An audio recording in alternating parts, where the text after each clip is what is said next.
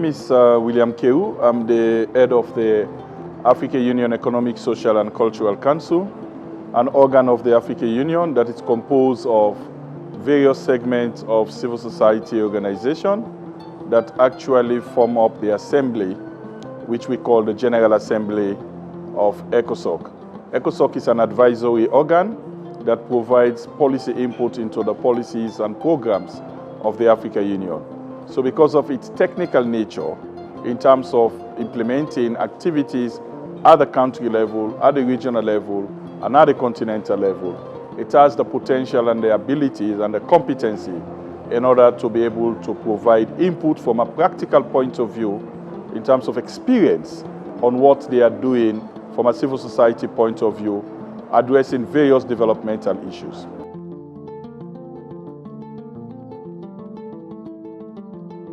So we are here in Nairobi, Kenya, for a two-day very important forum which is focusing on democracy and digital governance. This is a forum that we started last year, which is basically informed as a result of various dialogue and processes of the African Union.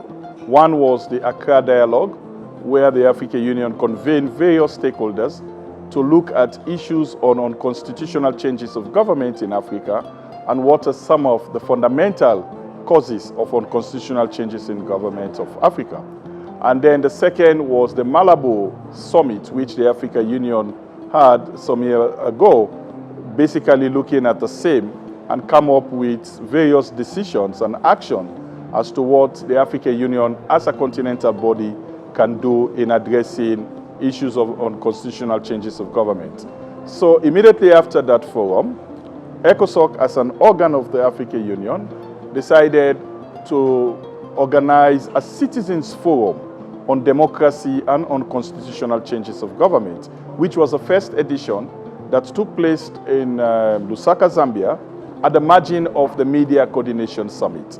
So we established it as a flagship project, and that is the reason why we are organizing it again this year at the margin of the Media Coordination Summit. In terms of focus, we are looking at governance and democratic issues from a wider spectrum. So we want citizens to undertake a societal audit on what are some of the fundamental issues related to the thematic on governance. So last year was basically focusing on constitutional changes of government. This year we are looking at the digital space. How does the digital space influence our political outcomes in terms of elections and other political processes in the country? So the expectation for this 2 days meeting is for the citizens to look at the threats, the opportunities, the challenges, and what they can do in terms of providing sustainable solution on how citizens can engage with their government in a constructive manner.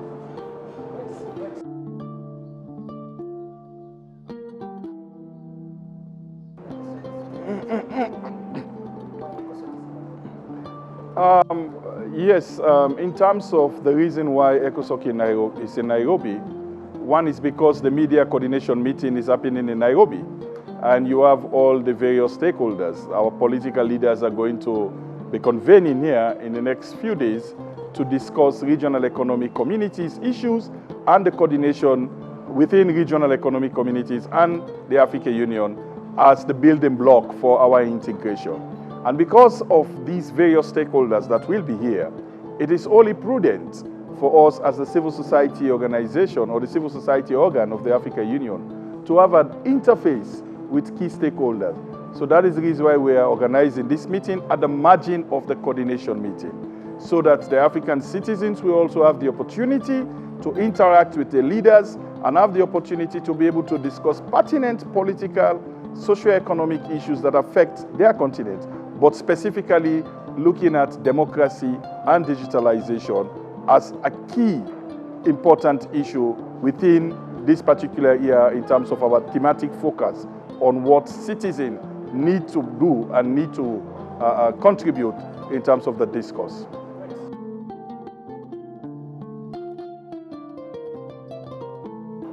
In terms of the message that I will want viewers to take home, this is a true reflection of what is happening in our society.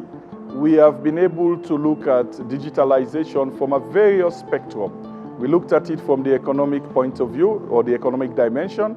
We look at it more importantly from the political dimension, where we look at issues of elections, political campaigns, misinformation and disinformation.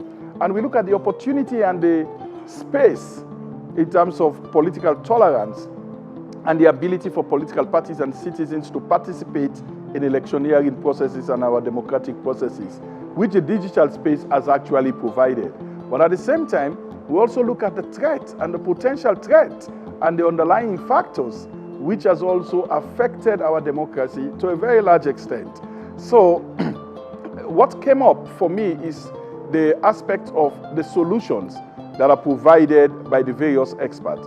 So looking at economic point of view, looking at e-commerce, looking at cybersecurity, looking at the political aspect of dissemination, information, misinformation and disinformation. These are all important aspects and all geared towards building our democratic space.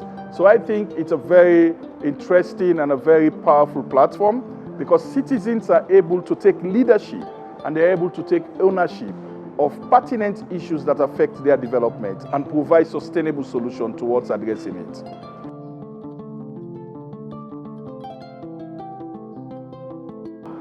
My final word will be we need to continue the engagement as citizens.